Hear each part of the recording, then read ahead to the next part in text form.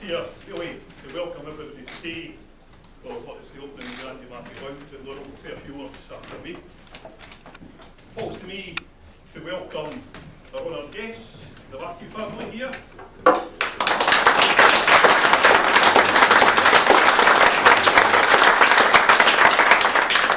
And I'm very pleased to see Mrs. Martin here, Anne, who was a Cowdenbeath supporter way back in the day. Way back in the day. A long, long time ago, when our father had our grandfather had the signed in the Kitford Tavern.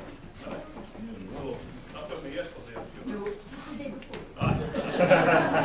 I'm also delighted, as always, to welcome some of our ex-players from that era. 50 years ago, I think, Andy, is it? They seem like it.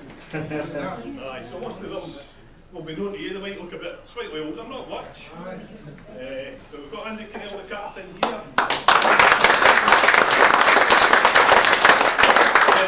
10 years with Cowdenbeath, local boy. Come down to Kirkcaldy.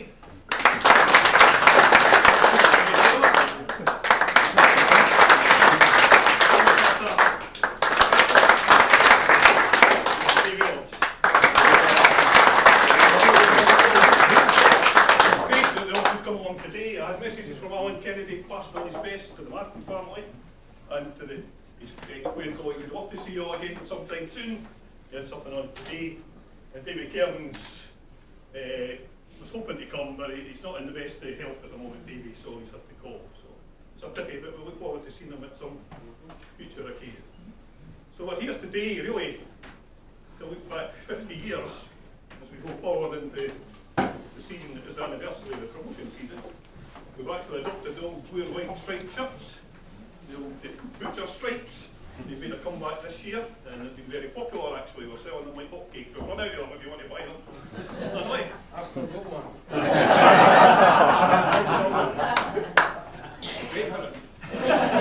Another interesting thing about the guys here compared to nowadays is I think it would be true to say every one of you were here for at least 5 years. Minimum. At least 5. Dennis was 10. You were 8, I think, Andy. Right. Jim, you were about 7 or 8. So even Jim, you were here quite a few years. Fine. You made the cup. So it's a different world now. If we get somebody for a season, in 2 seasons, it's unusual. So we thank you for everything you did for the club anyway. That's one thing we'd like to do. And I don't want to hang around and go on and on. So I'm going to hand over to Mr. Finlay to carry on the proceedings, and he'll organise the unveiling.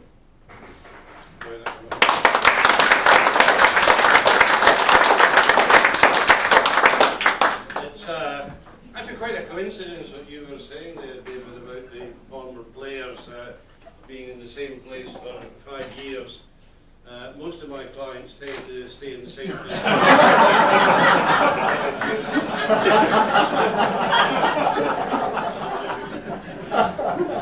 But it's remarkable when you see these guys here today. They look as though they could still play. I mean, dominoes rather than football. But this is a special occasion, and I was thinking about it in the course of the week, and it's coming up to 63 years ago that I left the house on the Perth Road and went to Lunfinnan's primary school. And I think it was on about the 2nd or 3rd day of being at the primary school that there was a football match in the playground that involved everybody, 80 on a side or whatever it was. And it was Rangers against Celtic, and I ended up being picked to play in the Celtic team. So I went home at the end of the day, and I was telling my mum and my dad, my granny, because that was all the family was about this and so on. And that I had been playing for Celtic and had actually scored a goal. And Mum and Dad went about doing what they had to do, and my granny came up to me and said, "That'll never happen again." Not under any circumstances. So 63 years ago I was created a blue nose. And leaving Cowdenbeath, of course, was always following Rangers, but always had an eye, not just to the team, but to the history of Cowdenbeath. I've been interested in the history. And I took down from the bookshelf at home, Bob Holman's book, the little book, The History of Cowdenbeath. And when you read it, the history of the town has been one of struggle.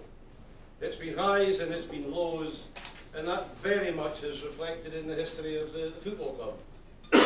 And even in the time we have been here, the group of us who have the privilege of being the stewards of the history and tradition of the club, it's been highs and it's been lows. And because of the lows, the highs are great, and you appreciate them. And it's those things that make you carry on and make you continue to try to keep the club alive and what it stands for and what it means to the people who care about it. And such a memorable year it must have been 30 years ago. I can remember at the start of the promotion season reading about the first home game at Central Park. And it was probably in the Dundee Courier, I think, by then. And the writer spoke about the game and so on, and he said Central Park was all about good, manly shouting. I didn't know then what he meant. And I don't know if he had in mind what goes on in the boardroom nowadays, but I think I understood what he meant, that Cowdenbeath, the club, is part of Cowdenbeath, the town, mining, the history of struggle, and that's what we are all about. And that's why we're still here today. The other thing you find out in life, at least I have always found out, maybe some of you are the same, that there are people in life that you never meet. You don't get a chance to meet.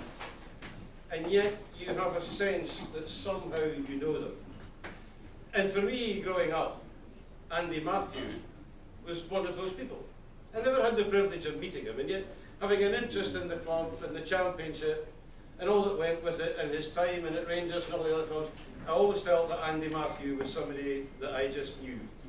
And that's why for all of us, and for me as an individual, it is a genuine privilege and an honour to be here today and to welcome back to Cowdenbeath the Matthew family, and to ask Lynn, who used to make the teas, I believe, why, you know,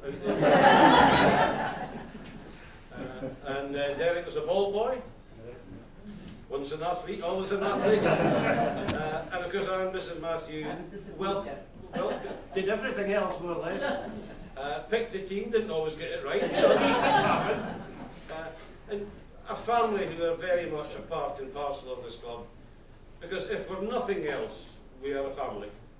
And it's being a family that will make us succeed. And we will fall out and we'll fall in and we'll disagree, and everybody will be getting it right and everybody will be getting it wrong, because that's what families are. But we stick together, and this today is an example of what Cowdenbeath can do, sticking together. So it genuinely is a privilege to ask the Matthew family to come up and unveil this very special lounge in the memory of a special man, Mr. Andy Matthew.